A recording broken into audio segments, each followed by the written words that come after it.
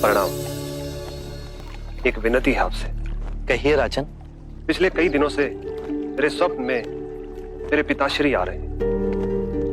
मैंने ब्राह्मणों से भी इसका अर्थ पूछा तो उनका कहना था कि तुम्हारे पिताश्री को शांति नहीं मिली, उनके लिए पूजा करनी हो, यज्ञ संपन्न करना होगा। आप तो परम ज्ञान का स्वरूप है, तो विनती है आपसे कि पूजा विधि आप ही के हाथों से हो, जो मेरे पिताश्री तक पहुंचे, उन्हें मुक्ति मिले, जीवन मरण के इस चक्र से वो मोक्ष पाले। अवश्य राजन।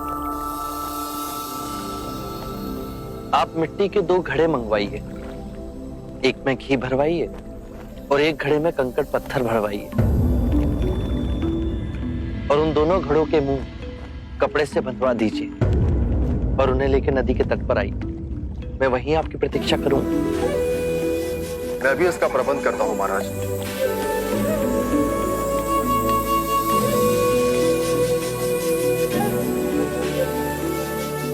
महाराज, अब आप इन दोनों घड़ों को पानी में डाल दीजिए।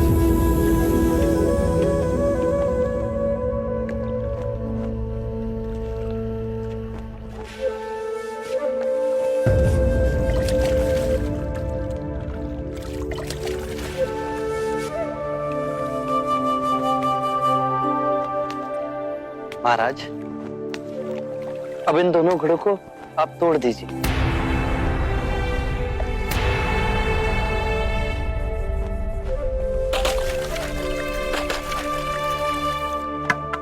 महाराज, अब आप ध्यान से देखिए कि ऊपर उठ पानी पर तैरने लगा। अब बताइए, मेरे या किसी और के पूजा पाठ करने से क्या यह घी नीचे बैठ सकता है? असंभव। ये तो घी का स्वभाव ही नहीं। सत्य कहा आप। उसी प्रकार किसी भी पूजा पाठ, विधि विधान, कर्म कांड के द्वारा पानी के अंदर डूबे हुए कंकड़ पत्थर क्या ऊपर आ तैर सकते हैं? नहीं बुद्ध, ये तो प्रकृति के नियम के विरुद्ध है। तो हम प्रकृति से भिन्न कैसे हुए? हम भी तो प्रकृति का ही रूप है। सत्य कहा बुद्ध। एक सत्य ये भी है राजन, यदि हमारे पूर्वजों ने अपने जीवन काल में कंकड़ पत्थर बोए, दुष्कर्म किए, तो वो स्वाभाविक ही कंकड़ पत्थर की तरह नीचे बैठ जाएंगे। और यदि उन्होंने अपने जीवन काल में सत्कर्म किए तो स्वाभाविक ही घी की तरह ऊपर आ तैरने लगेंगे। जो बोएंगे वही काटेंगे। परंतु इस शरीर रूपी जीवन काल में ही नहीं, अपितु इस शरीर रूपी जीवन काल के पश्चात वाली यात्रा में भी हम जैसे कर्म करेंगे वैसा ही फल मिलेगा।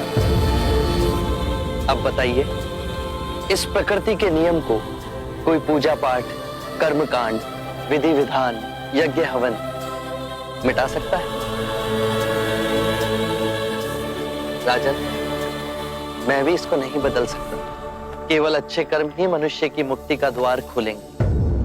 ये कैसी तलवार है आपके हाथ में, जो एक क्षण में सारे झूठ काट केवल ज्ञान को प्रकाशित करती है? ना जाने कितने जन्मों और भटकता में यदि आपकी कृपा ना होती। इस एक क्षण में आपने अपनी अदृश्य तलवार से मेरे अहंकार का सर भी काट दिया। धन्य है प्रभु।